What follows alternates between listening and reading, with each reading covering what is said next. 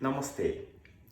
In the previous chapter, we covered the 8 limbs of yoga, Astavangani, as revealed by Patanjali. Yama, Niyama, Asana, Pranayama, Pratyahara, Dharana, Dhyana, Samadhayo, Astavangani. And we covered the good external conduct, the first 2 limbs, good external conducts, Yama and Niyamas, which is the good self-conduct.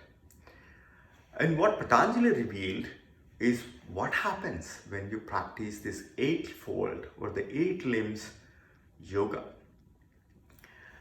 And Patanjali defined as Yoganga Anustanat Ashuddhikshaye Jnana Deeptihi Avivekakyatehe. By practicing the 8 limbs of yoga, Ashuddhikshaye, all the impurities in you will be completely destroyed. Jnana Deeptihi, the light within, the drashtaha, the purusha, the light that's shining through you as the consciousness will come forth. Avivekakyatehe, then the right perception of who we are will be revealed, that we are Satchidananda, Nitya Suchi Sukha Atma, that we are eternal, we are always pure, we are bliss, and we are indivisible. The practicing 8 limbs of yoga. And Patanjali did not define this as 8 stages. That means you first practice Yama and then after you graduate from Yama, move to Niyamas. No, these are 8 limbs for our cosmic body, the yogic body. That's who we are. And they all grow together, just like how our physical body, how our hands and feet and other limbs grow together synchronously. These 8 limbs need to be nurtured and grown and practiced by all of us. So in this chapter, let me focus on the next 2 limbs, which are asana and pranayama. This is perhaps the most widely covered or widely practiced disciplines by many yogis around the world. Patanjali defined yoga asana as follows. Sthira sukham asanam. Very simply, sthira means stable, sukham means comfortable, is asanam. Patanjali did not define any of the back bends or side bends or twists. A good posture is something that is very steady yet comfortable. And we should not have any violence when we are doing practice. It means struggle.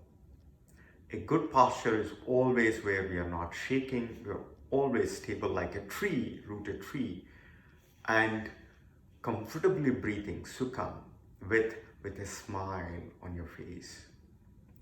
And this is what is defined as a good posture. In fact, Patanjali also describes in the next sutra that it starts with giving our intense effort, prayatna, shaitilya. You give your effort and then you become stable and sukham.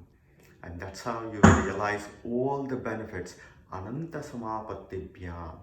You get all the benefits of yoga postures. And Patanjali defined one huge benefit of why do yoga postures. And he defined as tato dvandva anabhighata. By practicing asanas, dvandva, the conflicts within, anabhighata will be reduced. What are the conflicts within us? We're always, as we are growing up from our baby days to becoming adults, we actually become adulterated. We bring on a lot of conflicts within us. One such example of that conflict is our tongue versus the rest of the body or the stomach. All our tongue says, let's go eat pizzas or pastries or other kinds of tasteful things with lots of sugar. But our rest of the body cares for nutritious food. The stomach and the nutrition wants vegetables, fruits, and in limited portion. But over time, we bring these conflicts within us. What Patanjali says is, by practicing postures, these conflicts will be reduced. In fact, there will be harmony between your tongue and your stomach. In other words, what is nutritious to you will automatically become tasty for you. In fact, when you go around, people that are practicing yoga, people that are practicing yoga postures, you see their life habits. They are eating healthy foods, they're maintaining good sleep hygiene, they're engaging themselves in positive thoughts and with right companionship. So this is what, by practicing yoga postures, will allow you to reduce the conflicts. Tato dvandva anabhighata. And there are only 3 sutras about the asanas. And then Patanjali moves on to defining pranayama, breath regulation. Patanjali believes that pranayama is twice as more important than practicing asanas. So he gives 6 sutras for pranayama. Patanjali defined pranayama as follows.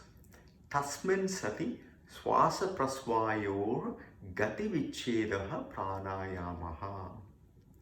Tasmin sati, that means when you are established in a yoga posture, in an asana, sthira, sukha, asanam, you need to be steady and comfortable to be able to practice pranayama. Swasa means inhaling breath. Praswasa means exhaling breath. Gati vichedaha, when you are regulating it, controlled and regulating it. That is what is defined as pranayama. Regulating your breath, your inhale breath and exhale breath while seated in a comfortable yoga posture is defined as pranayama. And oftentimes we misconstrue prana as simply the breath. But prana is defined as a life force. A breath only energizes your lungs, but prana is a life force that energizes every cell in the body. Pranayama is the life force. And as Patanjali defined, is the regulating of breath. There are many different pranayama techniques where you're regulating by constricting the passage of the breath, by shifting your attention in different parts of the body. For example, in the Ujjayi pranayama, you restrict the breath at the throat area. That is the Ujjayi breath, also referred to as victorious breath. When you do Anulom Vilom breathing, also known as the alternate nostril breathing, you're restricting the breath in each nostril. Similarly, for Shitakari pranayama, you're restricting the breath with your tongue. So it's always about inhaling and exhaling and regulating the breath, and regulating the breath with different counts. And Patanjali also defined this pranayama as also into 4 stages, which is inhale, deep inhale, and hold. Exhale, deep exhale, and hold. There are these 4 stages of a pranayama cycle with a deep inhale and hold, and deep exhale and hold, or also sometimes equated to the 4 states of awareness: the waking, the sleeping, and the dreamless deep sleep, and waking, dreaming, and then dreamless sleep, and then the 4th state is known as turiya, which is that stillness, which is the silence. So when you do these 4 stages of pranayama, it also maps to the 4 stages of the reality or the awareness, and it also helps us get a lot more closer to the silence. And Patanjali defined the benefits from pranayama as follows. The first one, tatakshiyate prakashavaranam.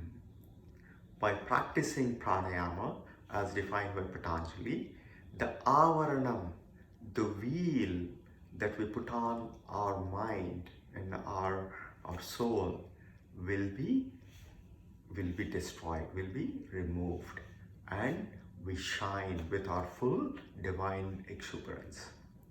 And in fact, what Patanjali also said is, sometimes when we want to engage in some activities, we may not be able to express our full brilliance and exuberance in every situation because we have this tamas, the dullness, or the bad thoughts that provide that veil, avaranam.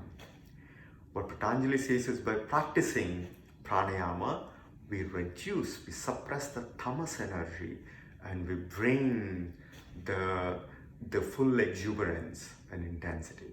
So please practice pranayama every day so that we can participate in our life activities with full exuberance and brilliance. And while discussing the pranayama asana, Patanjali also refers to the three gunas, the three different energies that we express in our actions, in our qualities. The first one is called rajas, which is the intense transformational energy. Sometimes it could be disruptive energy, rajas. And tamas, which is the dull, slumber, bad thoughts, bad qualities. And the third one is sattva, which is the equanimous state. That's the state that we all aspire to be able to realize the Satchidananda, the blissful state. What Patanjali says is by practicing asanas, we reduce the rajas, the disruption, intense effort. By practicing pranayama, we suppress the tamas. So by doing both asanas and pranayama together, we let the sattva to shine and build up more and more and to prepare for us meditation. So every day when you practice your yoga postures, make sure that you do at least as much time dedicated to doing pranayama. The best way to do that is always do your yoga postures with synchronized breath control, with pranayama, and then end with a couple of pranayama practices. Patanjali also defined one more benefit with pranayama. It is dharanasucha yogyata manasaha. By practicing pranayama, the breath regulation, which also improves the mind's concentration ability. So before you want to get involved in any important activity, always do some pranayama. It puts your mind in full alert and concentration so that you can perform that activity with full exuberance. So for all the students and for everybody in important work situations, please practice some pranayama, take some 5 to 10 ujjayi breaths, and that will allow you to focus on your effort and succeed in your pursuit. Namaste.